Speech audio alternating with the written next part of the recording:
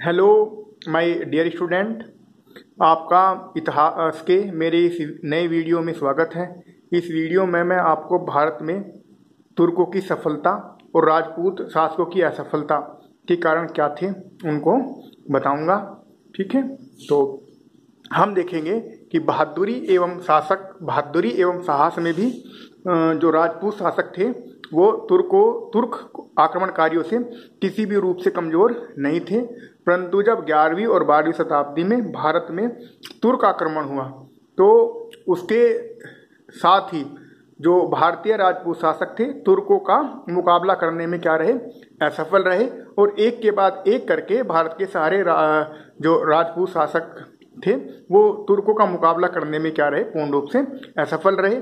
तो भारत में 11वीं और 12वीं शताब्दी में जो राजपूत शासकों की असफलता के जो कारण थे उनको हम जो है निम्नलिखित प्रकार से समझ सकते हैं। तो सबसे पहला कारण क्या था, राजनीतिक कारण, यानी राजपूतों की असफलता और तुर्कों की सफलता का सबसे पहला जो कारण था वो राजनीतिक कारण था। देखो, इस समय यानी 11वीं 12वीं शताब्दी के टाइम में भारत राजनीतिक रूप से छोटे छोटे राज्यों में बटा हुआ था, विभाजित था। ऐसी स्थिति में भारत में कोई शक्तिशाली ऐसा राज्य नहीं था जो तुर्क आक्रमणकारियों का शक्ति से मुकाबला कर सके। ठीक है, क्योंकि राजनीतिक रूप से भारत छोटे छोटे राज्यों में बटा हुआ था और ये राज्य भी क्या थे, आपस में लड़ते रहते थे।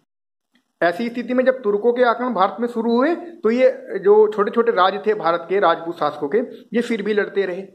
ठीक है, और कुछ मामलों में तो ऐसा हुआ कि इन छोटे छोटे राज्यों ने उल्टे तुर्क शासकों की मदद की। जब भारत में मोहम्मद गोरी ने आक्रमण किया पृथ्वीराज चौहान पर, जब मोहम्मद गोरी ने भारत में पृथ्वीराज चौहान पर आक्रमण किया तब जयचंद ने जो है पृथ्वीराज चौहान की किसी भी रूप से कोई सहायता नहीं की। ठीक है, तो ऐसी स्थिति में राजनीतिक रूप से भारत का बटा हुआ होना तुर्कों से पराजित होने का एक प्रमुख कारण बना। दूसरा क्या था, राजपूत शासकों के पास स्थायी सेना ना होना। जो राजपूत शासक थे उनके पास स्थायी सेना का अभाव था, उनके पास स्थायी सेना नहीं थी। वे युद्धों के समय अस्थायी सेना को भर्ती कर लिया करते थे, क्योंकि अस्थायी सेना जो होती थी वो अस्थायी सेना युद्ध लड़ने में क्या थी, ट्रेंड नहीं थी। ऐसे में सेना का कुशल ना होना है ना, राजपूत शासकों की पराजय का प्रमुख कारण बना। क्योंकि सेना में अधिकतर क्या है, जैसे ही आक्रमण हुआ जल्दबाजी में किसान है ना, जो दूसरे काम करने वाले थे वो लोग भर्ती कर लिए जाते थे, उनको युद्ध का कोई अनुभव नहीं होता था। तो ऐसी स्थिति में क्या थी, जो अस्थायी सेना थी, अकुशल सेना थी, वो जो कुशल तुर्क सेना का मुकाबला करने में जो है पूर्ण रूप से असफल रही। क्योंकि हम देखते हैं कि दूसरी ओर तुर्क जो शासक थे उनके पास क्या थी, स्थायी और कुशल सेना थी। वो उनके जो सैनिक थे सिर्फ क्या थे, सैनिक ही थे, वो किसान या दूसरे काम करने वाले नहीं थे। तो सैनिक की उनकी क्या थी, एक अलग ट्रेनिंग थी। इसीलिए उनकी सफलता का प्रमुख कारण क्या रहा कि उनकी सेना क्या थी, स्थायी थी और कुशल थी। ठीक है, तीसरा क्या था, जो राजपूत शासक थे वो सामंती सेना पर निर्भर थे। ठीक है, और जो राजपूत शासकों की सेना थी वो अपने राजा के प्रति वफादार ना होकर सामंतों के प्रति वफादार थी, है ना। और उनका क्या था, क्योंकि अलग अलग सामंतों की सेना थी, तो ऐसे में उस सेना में जो सामंती सेना के सैनिकों में क्या था, समन्वय का भी अभाव था, क्योंकि उनका कमांडर एक नहीं था। उनके कमांडर कौन थे, भिन्न भिन्न सामंत थे, तो वो संगठित रूप से कोई एक योजना युद्ध के मैदान में नहीं बना सकते थे।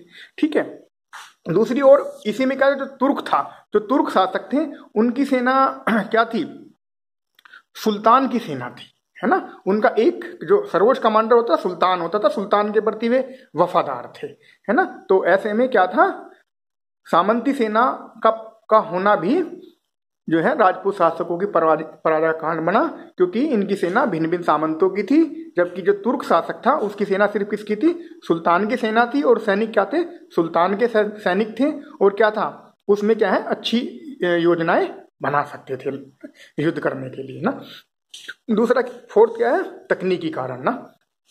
तो देखो, जो भारतीय शासक थे, राजपूत शासक, उनकी पराजय के प्रमुख कारण कुछ तकनीकी भी थे। जैसे जो भारतीय शासक थे वो युद्ध लड़ने के क्या थे, परंपरागत तरीके अपनाते थे।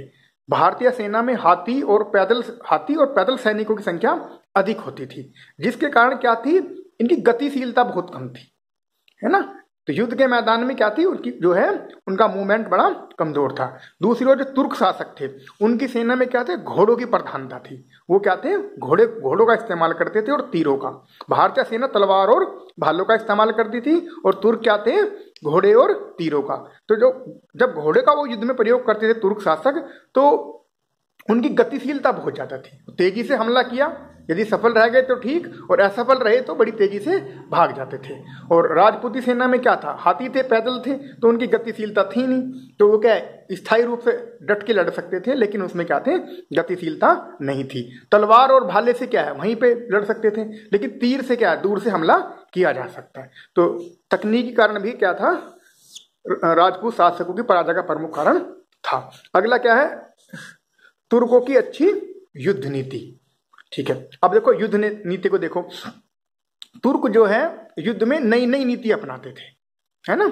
और जो राजपूत शासक थे, उनकी लड़ने की क्या थी, परंपरागत एक ही नीति थी।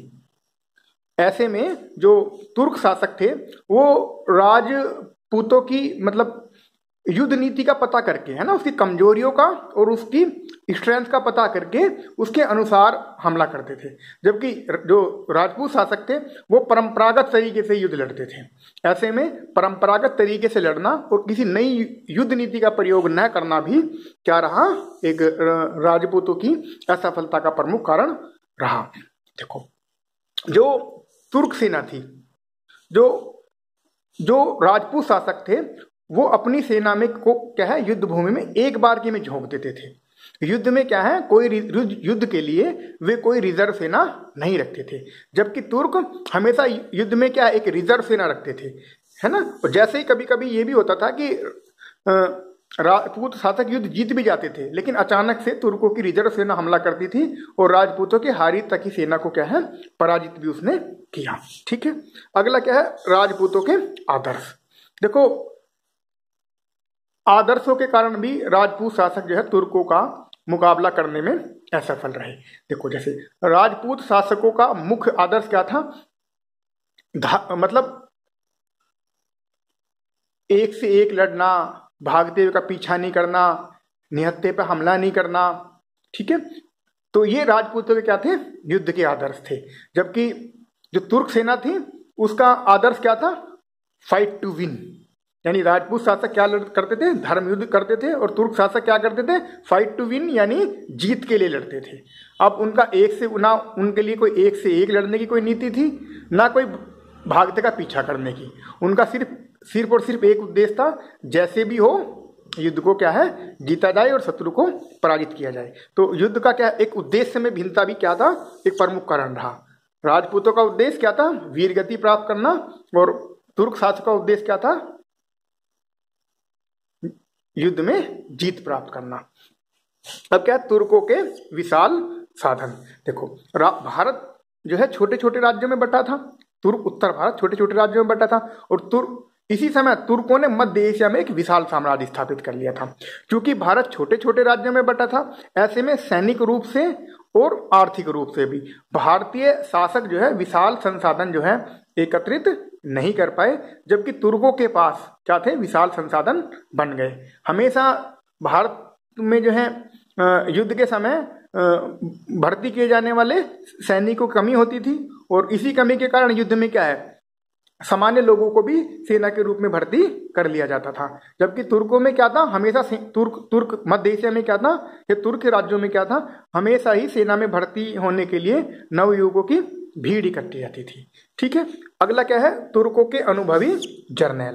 देखो, जो तुर्कों के अनुभवी जर्नैल थे, उन्होंने भी युद्ध में महत्वपूर्ण भूमिका निभाई। देखो, हम देखते हैं कि ना, महमूद गजनबी, मोहम्मद गोरी, कुतुबुद्दीन ऐबक, है ना, बख्तियार खिलजी, ये क्या थे, तुर्कों के बहुत अनुभवी जर्नैल थे।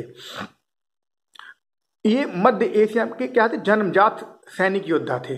उन्होंने मध्य एशिया में अनेक युद्ध किए थे, और भारत में भी क्या थे, उनकी जो उनको उच्च पद मिले थे, वो उनकी योग्यता के आधार पर मिले थे।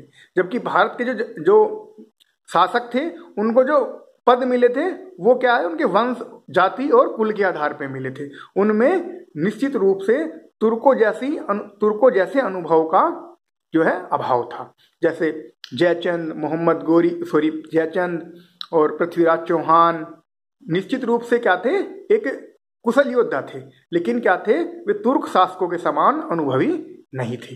सामाजिक कारण में क्या था, जाति भी क्या थी, राजपूत राजवंशों की पतन का एक प्रमुख कारण रही, क्योंकि देश की सुरक्षा का दायित्व किसका था, सिर्फ राजपूत शासकों का था। जो अन्य निम्न जातियां थी उनको क्या है, युद्धों से क्या है, पूर्ण रूप से अलग थलग रखा गया और उनको तिरस्कृत रखा गया।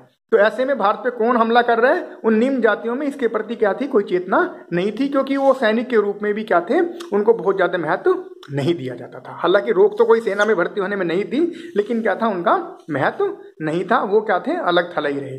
तो भारत में जो सामाजिक जो विभेद था वो भी क्या था, राजपूत शासकों की पराजय का एक प्रमुख कारण बना। अन्य क्या बनता है, लास्ट पॉइंट, धर्म। ठीक है, राजपूत शासकों के पतन का प्रमुख कारण क्या था, धर्म भी रहा। धर्म में क्या था, जो धर्म ने भारतीय को क्या बनाया, अंधविश्वासी बनाया। वो ज्योतिष में जरूर से ज्यादा विश्वास करने लगे, अंधविश्वास में ना, अंधविश्वास और पाखंडों में भारतीयों का क्या चला गया, धर्म ने उसको इसकी ओर प्रेरित किया। उसने क्या है, उनमें निराशा या एक तरीके से अत्यधिक मतलब अंधविश्वासी बना दिया धर्म ने ना। तो और जबकि जो तुर्क था, तुर्कों के धर्म ने उनको क्या किया, प्रेरित किया। धर्म उनको क्या था, धर्म मतलब जिहाद के लिए प्रेरित करता था। वो धर्म का मतलब जिहाद के माध्यम से अधिक इस्लाम धर्म का प्रचार करना चाहते थे। उनका मुख्य उद्देश्य था, यदि वो युद्ध जीते तो गाजी यानी धार्मिक योद्धा कहलाएंगे, और मरे तो क्या है, जन्नत में जाएंगे ना। तो ऐसे में क्या था, उनके धर्म ने भी उनको क्या है, तुर्कों को